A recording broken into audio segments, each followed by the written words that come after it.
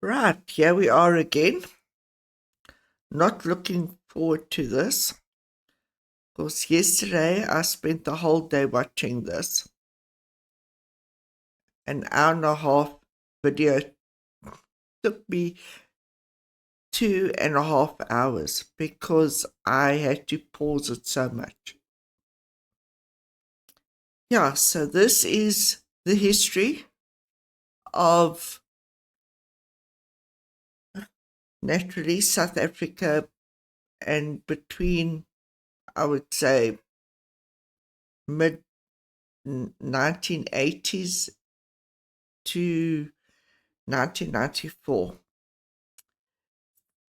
The violence was out of control, and it was actually the black people fighting their own people. So let's get into it. I've actually decided to, because it's such a long video, I'm going to be doing it over the course of the next 2 days, 3 days, because for me, it's a bit too much to handle all at once. So, right, let's get started.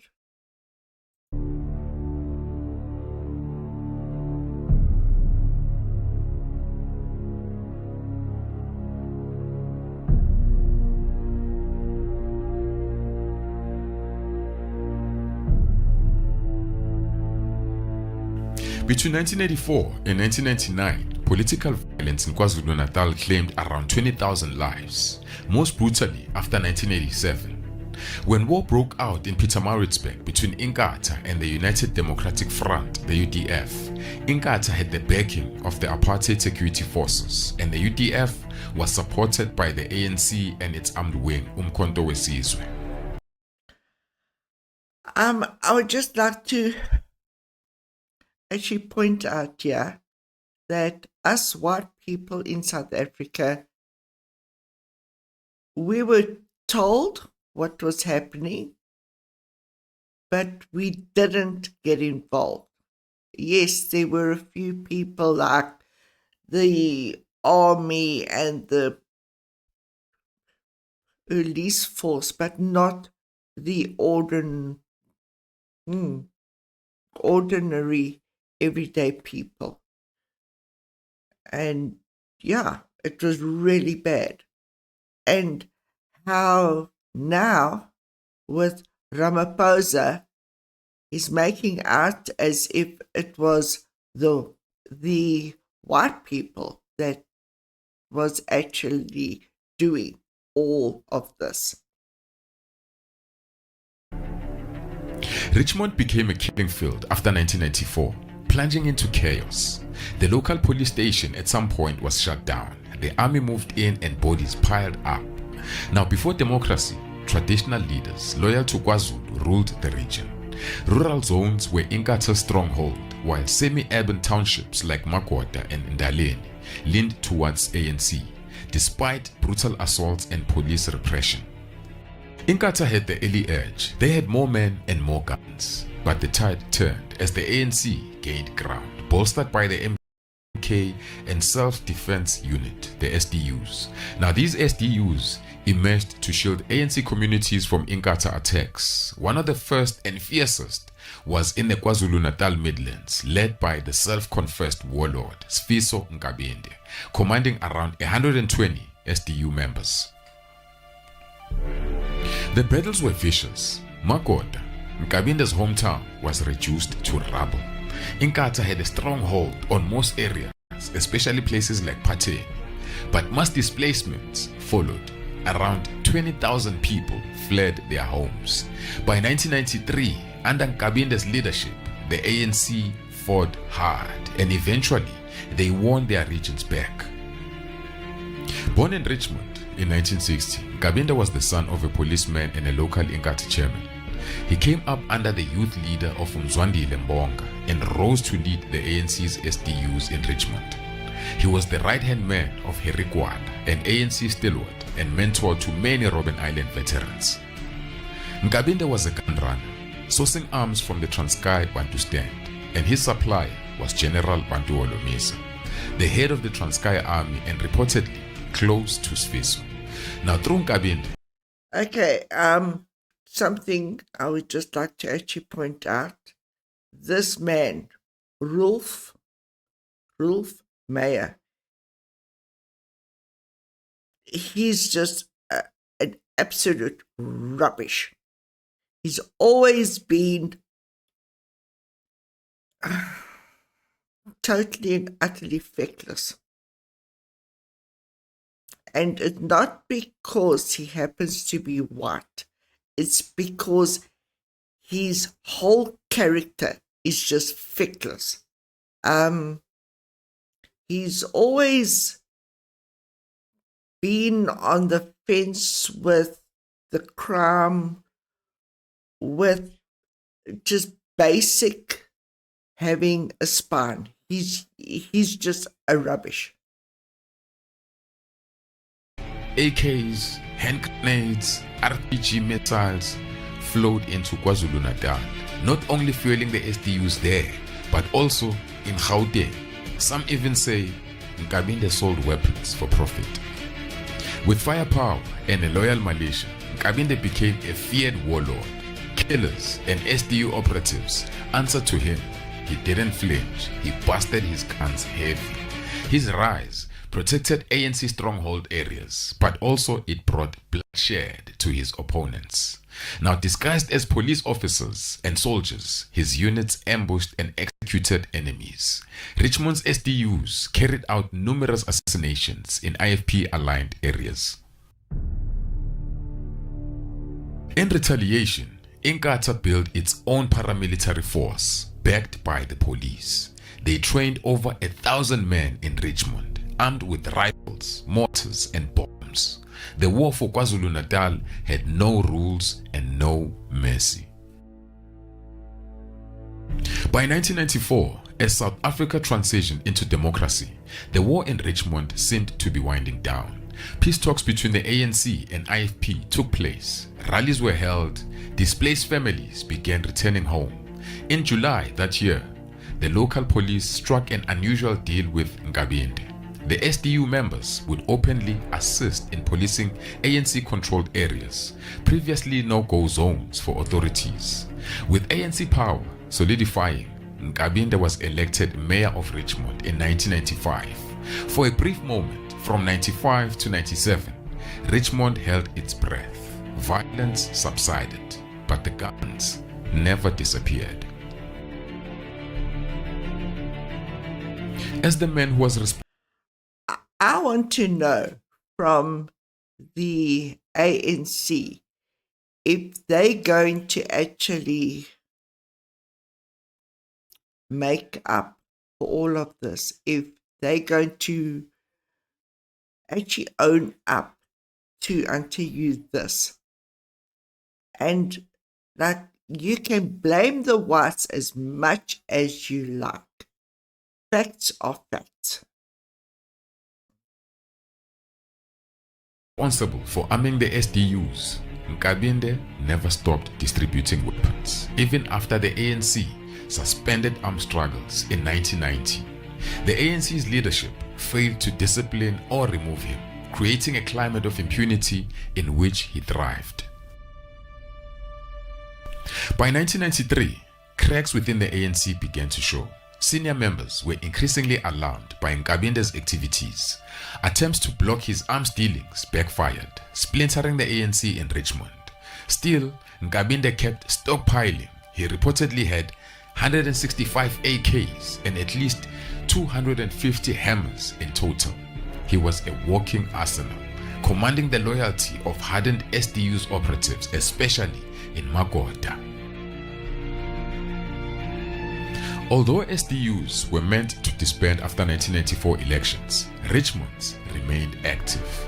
Some members were absorbed into government and joined official security forces or worked as private bodyguards, but others kept operating underground. The SDUs, once a shield for the community, morphed into a criminal machine. So that just basically goes to show our leaders in South Africa are just murderous thugs.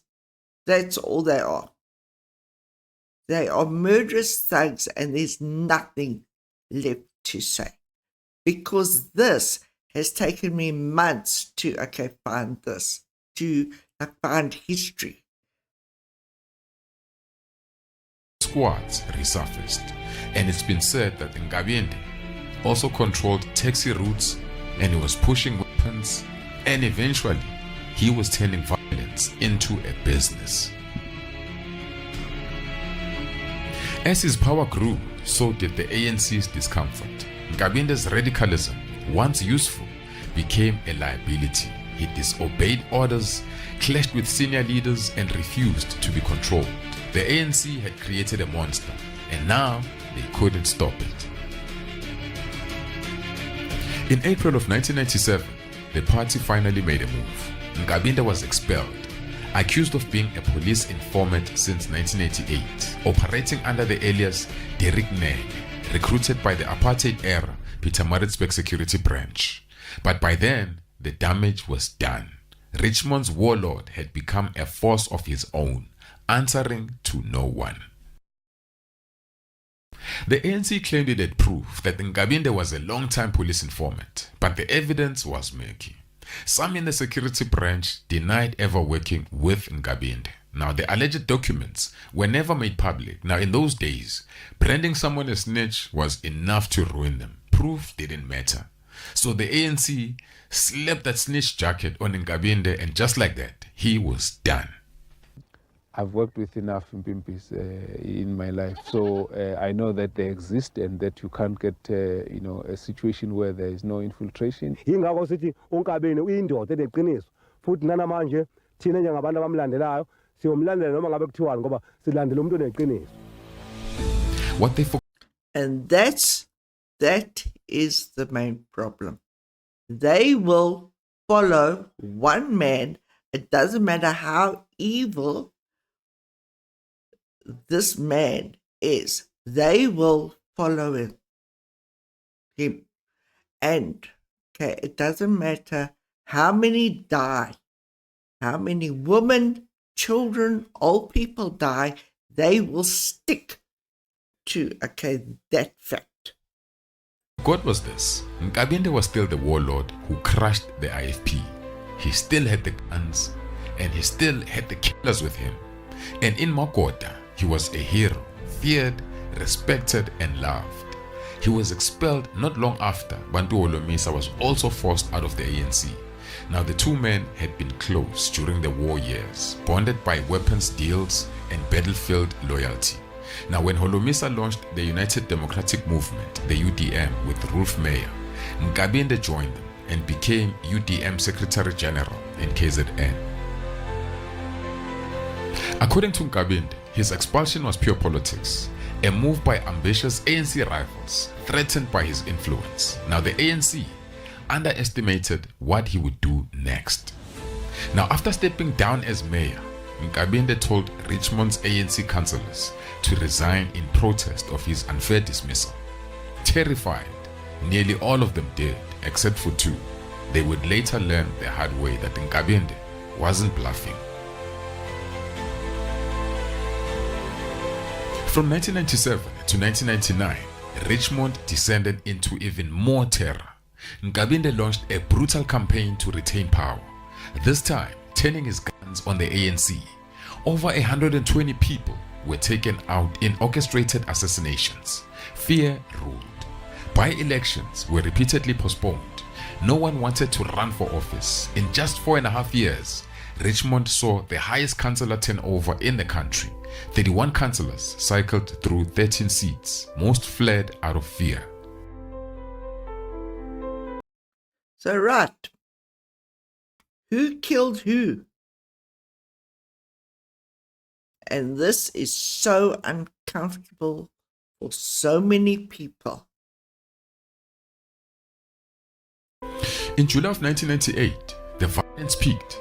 8 people, including ANC Deputy Mayor Percy Thompson, one of the two people who refused to resign. They were gunned down in a tavern in central Richmond. 6 others were wounded. It was a direct message that Nkabinde was not done. Law enforcement was powerless and implicit. It took 5 months after his expulsion for Nkabinde to be arrested. In the meantime, police corruption, bias, and incompetence deepened the chaos. Dockets vanished, informants were exposed, intelligence was leaked. Some police even tipped off political leaders about raids. Now Richmond's police force became part of the problem. That's why at some point they had to close the police station as well. The town fractured along deadly political party lines. Now some areas belonged to the ANC, but Makota remained loyal to Nkabinde and other areas leaned towards Inkatha. Now Richmond had become a political minefield and Nkabinde was at the center of it all. Eventually the state caught up with Nkabinde. He was arrested and charged with 16 counts of murder and 2 of incitement to murder. Just 3 days later, one of his henchmen, Bob Ndlovu, was also arrested. Many believed Richmond would finally know peace, but it didn't. Hopes of uncovering Nkabinde's secret stash of hammers faded fast because the hammers remained hidden even after his arrest. The state built what looked like a solid case. At one point, 25 witnesses were placed under protection. Several SDU members, including Mbongeleni Mdolo, they flipped, ready to testify against their former commander. Now Mdolo was said to be involved in the hit of the deputy mayor Percy Thompson at the tavern. By August 1997, authorities believed they had enough to make it stick. Nkabinde spent over 7 months in prison, but on April 30th, 1998, he walked free, acquitted, and the killing didn't stop. If anything, it escalated. Nkabinde resumed his rampage with vengeance, targeting ANC members with ruthless precision. In KZN, his name became synonymous with bloodshed.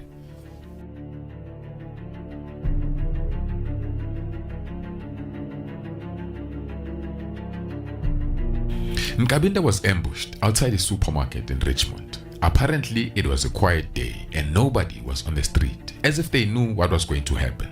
3 gunmen unleashed 80 rounds into his car. He died instantly. Then hours later, the violence exploded.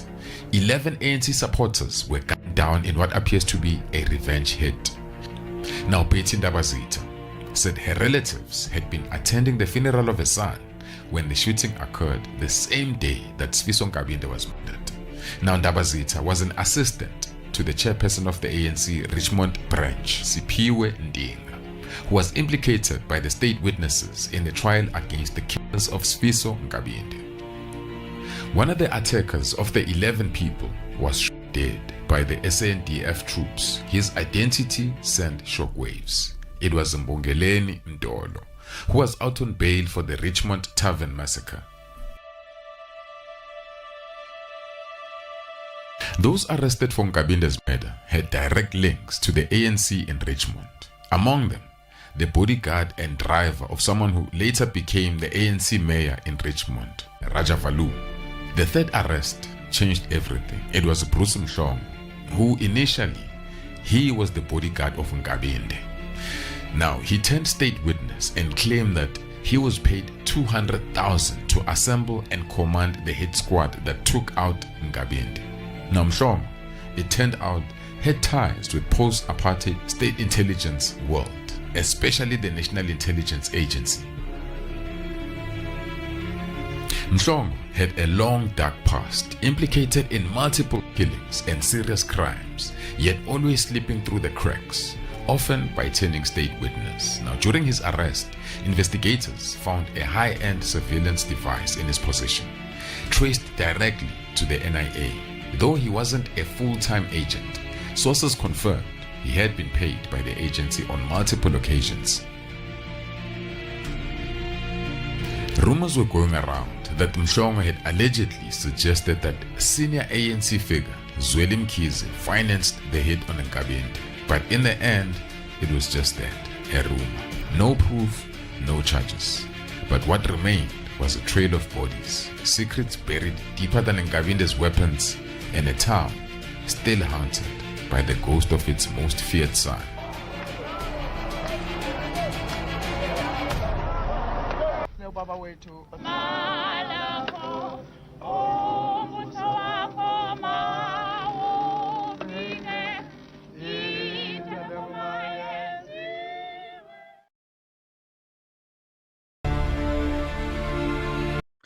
Okay, I think that's actually enough.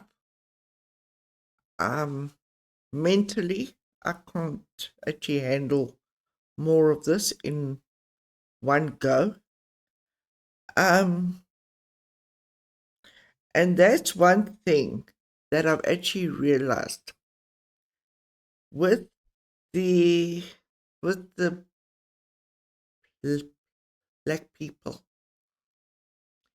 They will latch onto any rumor. It doesn't care who or what. They'll go flat out that a rumor is fact, and they just will not first find out. Tomorrow I will actually carry on with this. And now the whole focus in South Africa has turned against whites because the ANC can't do a thing. They can't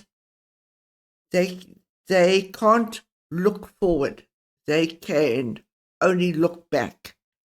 And this is causing a major, major problem in South Africa.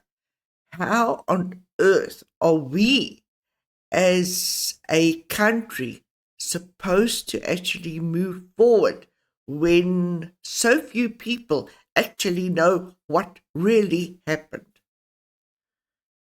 Yeah, it's all lies. I basically heard rumors about all of this, and the maids around us would actually explain to us what was going on. But newspapers wouldn't actually talk about it. And it was just one huge circus. And it is carrying on up until today. So, we shall carry on tomorrow. Bye.